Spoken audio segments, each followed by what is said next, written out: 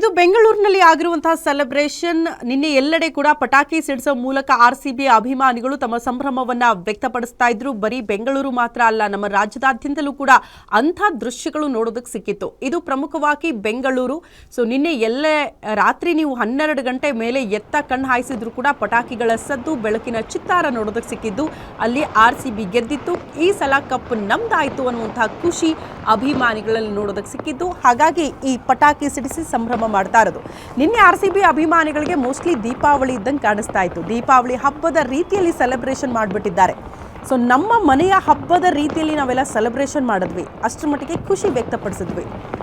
18 ವರ್ಷ ಅಂದರೆ ಸುಮ್ಮನೆ ಅಲ್ಲ, 18 ವರ್ಷದಿಂದ ಈ ಕ್ಷಣಕ್ಕಾಗಿ ಬಹಳ ಕಾತ್ರದಿಂದ ಅಭಿಮಾನಿಗಳು ಕಾಯ್ತಾ ಇದ್ರು. ಕೊನೆಗೂ ಆ ಕ್ಷಣ ಕಣ್ತುಂಬಿಕೊಂಡ್ವಿ. ಈ ಸಲ ಕಪ್ ನಮ್ದಾಯ್ತು ಅನ್ನುವಂಥ ಹರ್ಷೋದ್ಗಾರ ಎಲ್ಲೆಡೆ ಕೂಡ. ಈ ಸೆಲೆಬ್ರೇಷನ್ ಜೊತೆಗೆ ಅಭಿಮಾನಿಗಳು ಕುಣಿದು ಕುಪ್ಪಳಿಸೋ ಜೊತೆಗೆ ಪೊಲೀಸರಿಗೂ ಕೂಡ ನಿನ್ನೆ ತಲೆನೋವಾಗಿದ್ದು ಅಭಿಮಾನಿಗಳನ್ನು ಕಂಟ್ರೋಲ್ ಮಾಡೋದು. ಎಷ್ಟರ ಮಟ್ಟಿಗೆ ಅಂದರೆ ದಾರಿಯಲ್ಲಿ ವೆಹಿಕಲ್ಸ್ ಹೋಗೋದಕ್ಕೂ ಕೂಡ ಅವಕಾಶ ಮಾಡಿಕೊಡ್ತಾ ಇರಲಿಲ್ಲ. ಯಾವುದೇ ಕಾರ್ ಬರಲಿ, 2 ವೀಲರ್ ಬರಲಿ, ಅಲ್ಲಿ ಆರ್ ಸಿ ಬಿ ಅಂತ ಕೂಗ್ಸೋದು, ಕೂಗಲೇಬೇಕು.